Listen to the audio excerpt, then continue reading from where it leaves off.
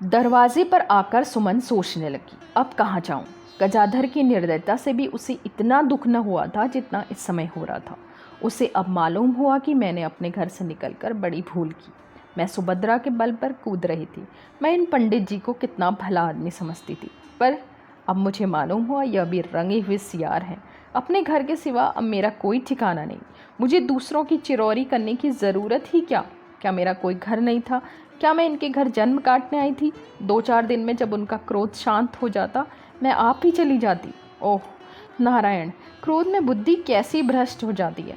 मुझे इनके घर को भूल कर भी ना आना चाहिए था। मैंने अपने पाँव में आप ही कुल्हाड़ी मारी। वह अपने मन में न जाने क्या समझते होंगे। यह सोचते हुए सुमन आगे चली, पर थोड़ी दूर चलकर उसके विचारों ने फिर पलटा खाया। मैं कहाँ जा रही हूँ? वह अब कदापि मुझे घर में न घुसने देंगे। मैंने कितनी विनती की, पर उन्होंने एक न सुनी। जब केवल रात को कई घंटे की देर हो जाने से उनको इतना संदेह हो गया, तो क्या अब 24 घंटे बीतने के बाद वो मुझे घर में घुसने देंगे? मैं शामत की मारी वहीं आई जहाँ मुझे ना आना चाहिए था। वह तो अब मुझे दूर से ही दुत्कार देंगे। यह दुत्कार क्यों सहूँ? मुझे कहीं रहने का स्थान चाहिए। खाने भर को किसी न किसी तरह कमा लूँगी। कपड़े भी सियूँगी तो खाने भर को मिल जाएगा। फिर किसी की धौंस क्यों सहूँ? इनके यहाँ मुझे कौन सा सुख था? व्यर्थ में एक बेड़ी पैरों पर पड़ी हुई थी, और लोक लाज से अगर वह मुझे रख भी लें तो दिन रात ताने दिया करेंगे। बस चल कर एक मकान ठीक कर लूँ। भोली क्या मेरे साथ इतना सलूक न करेगी? वह मुझे अपने घर बार बार बुलाती थी, क्या इतनी दया भी न करेगी? और मोला चली जाऊँ तो कैसा हो? लेकिन वहाँ कौन बैठा हुआ है? अम्मा मर गई, शांता है, उसी का निर्वाह होना कठिन है। मुझे कौन पूछने वाला है? मामी जीने न देंगी, छेद छेद कर मार डालेंगे। चलूँ भोली से कहूँ, देखूँ क्या कहती है। कुछ न हुआ तो गंगा जी तो कहीं नहीं गई। यह निश्चय करके सुमन भोली के घर चली। इधर उधर ताकती थी कि कहीं गजाधर न आता हो। भोली के द्वार पर पहुंचकर सुमन ने सोचा, इसके यहाँ क्यों जाऊँ? किसी पड़ोसिन के घर जाने से काम न चलेगा। इतने में भोली ने उसे देखा और इशारे से ऊपर बुला लिया। सुमन ऊपर चली गई। भोली का कमरा देखकर सुमन की आंखें खुल गई। एक बार वह पहले भी आई थी, लेकिन नीचे के आंगन से ही लौट गई थी।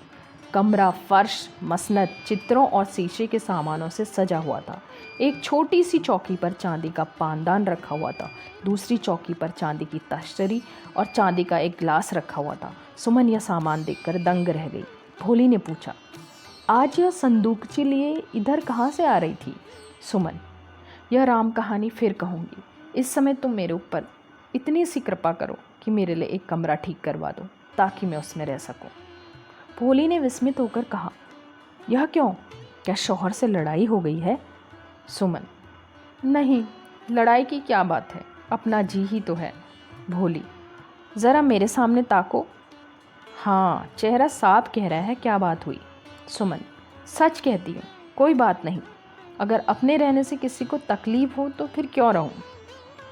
भोली, अरे तुम उसे साफ साफ कहती क्यों नहीं? किस बात पर बिगड़े हैं? सुमन, बिगड़ने की कोई बात नहीं, जब बिगड़ ही गए तो रह क्या गया।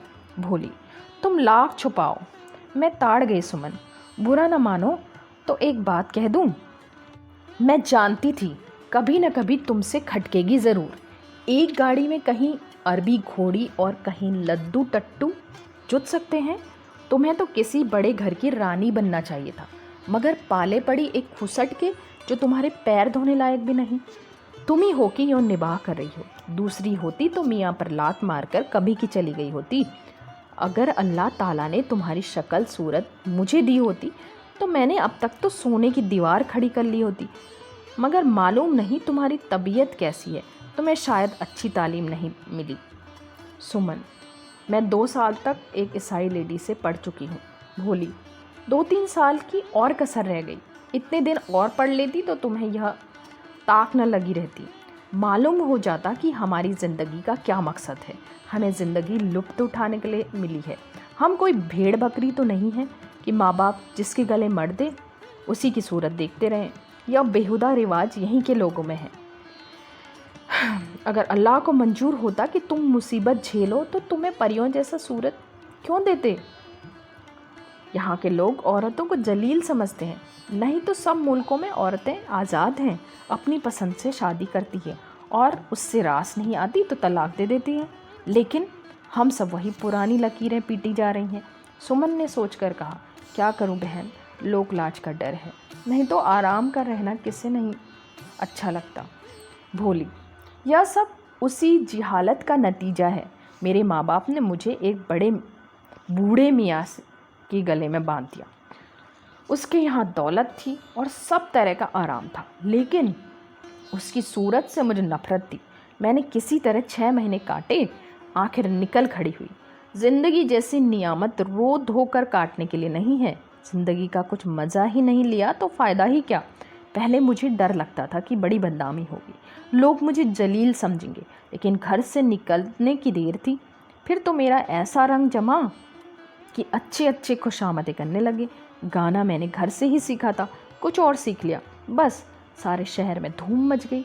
आज यहाँ कौन रईस, कौन महाजन, कौन मौलवी, कौन पंडित ऐसा है जो मेरे तलवे सहलाने में अपनी इज्जत न समझे। मंदिरों में, ठाकुर द्वारों में मेरे मुजरे होते हैं, लोग मिन्नतें करके ले जाते हैं। इसे मैं अपनी बेइज्जती कैसे समझूं?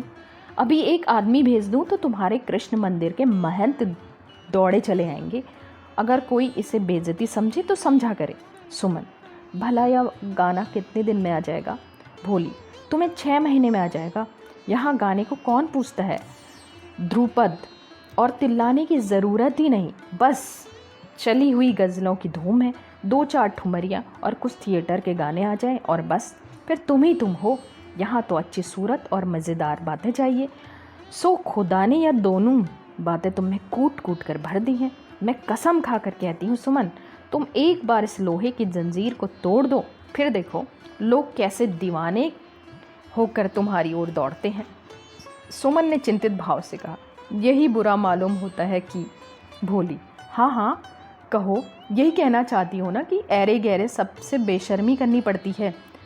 शुरू में मुझे भी यही झिझक होती थी, मगर बात को मालूम हुआ कि यह ख्याल ही ख्याल है। यहाँ ऐरे गहरे के आने की हिम्मत ही नहीं होती।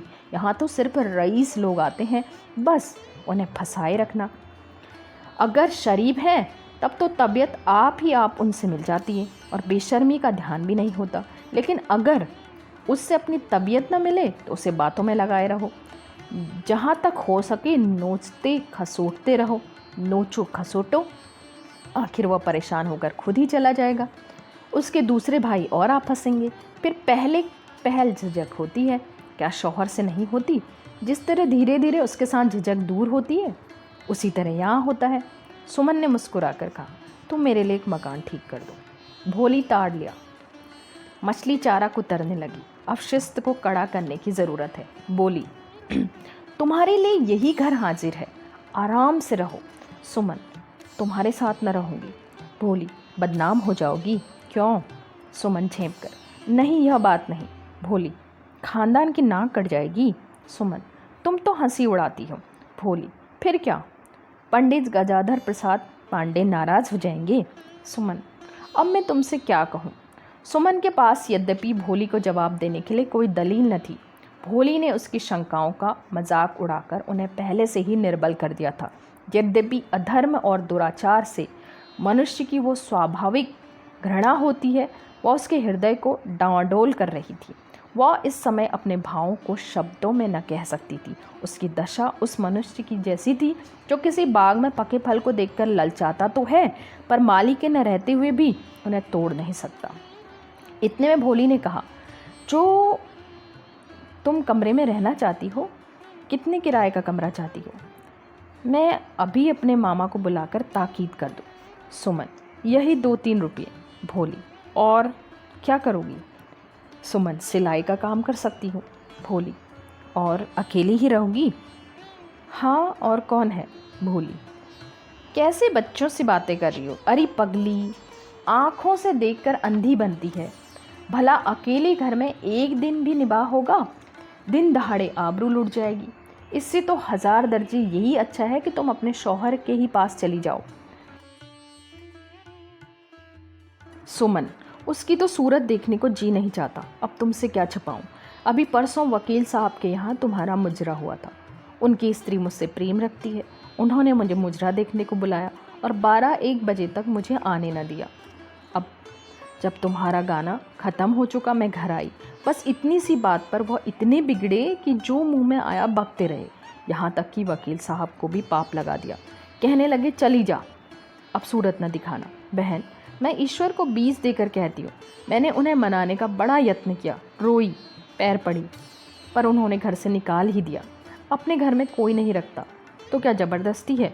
वकील साहब के घर गई कि 10-5 दिन रहूँगी, फिर जैसा होगा देखा जाएगा। पर इस निर्दयी ने वकील साहब को बदनाम कर डाला। उन्होंने मुझे कहला भेजा कि यहाँ से चली जाओ। बहन, और सब दुख था, पर यह संतोष था कि नारायण इज्जत से निभाए जाते हैं। पर कलंक की काली मुख में लग गई। अब चाहे सिर पर जो कुछ पड़े, मगर उस घर में न जाऊंगी। यह कहते कहते सुमन की आंखें भर आई। भोली ने दिलासा देकर कहा, अच्छा पहले हाथ मुंह तो धो लो, कुछ नाश्ता कर लो, फिर सलाह होगी। मालूम होता है कि तुम्हें रात भर नींद ना आई। सुमन, यहाँ पानी मिल जाएगा। भोली ने मुस्कुराकर कहा, सब इंतज़ाम हो जाएगा। मेरा कहार हिंदू है, यहाँ कितने ही हिंदू आया करते हैं, उनके लिए एक हिंदू कहार रख लिया है। भोली की बूढ़ी मामी सुमन को गुसल खाने में ले गई। वहाँ उसने साबुन से स्नान किया। तब मामी ने उसके बाल गूंथे, एक नई रेशमी साड़ी पहनने के लिए लाई। सुमन जब ऊपर आई और भोली ने उसे देखा तो मुस्कुराकर बोली, ज़रा जाकर आईने को तो देखो। सुमन शीशे के सामने गई। उसे मालूम हुआ कि सौंदर्य की मूर्ति सामने खड़ी है। सुमन अपने को कभी इतना सुंदर न समझती थी। लज्जायुक्त अभिमान से मुख कमल खिल उठा और आँखों में नशा छा गया। वह एक कोच पर लेट गई। भोली ने अपनी मामी से कहा, क्यों जहूरन, अब तो सेठ जी आ जाएंगे पंजे में। जहूरन बोली, तलवे सहलाएंगे तलवे। थोड़ी देर में कहार मिठाइयाँ ले आया। सुमन ने जलपान किया, पान खाया, फिर आईने के सामने खड़ी हो गई। उसने अपने मन में कहा, यह सुख छोड़कर उस अंधेरी कोठरी में क्यों रहूं। भोली ने पूछा, गजाधर शायद मुझसे तुम्हारे बारे में कुछ पूछें तो क्या कह दूंगी। सुमन ने कहा, कहला देना कि यहाँ नहीं है। भोली का मनोरथ पूरा हो गया। उसे निश्चय हो गया कि सेठ बलभद्र दास, जो अब तक मुझसे कन्नी काटते फिरते थे, इस लावण्यमयी सुंदरी पर भ्रमर की भांति मंडराएंगे। सुमन की दशा उस लोभी डॉक्टर की सी थी जो अपने किसी रोगी मित्र को देखने जाता है और फीस के रुपये अपने हाथों से नहीं लेता, संकोचवश कहता है, इसकी क्या ज़रूरत है। लेकिन जब रुपये उसके जेब में डाल दिए जाते हैं तो हर्ष से मुस्कुराता हुआ घर की राह लेता है।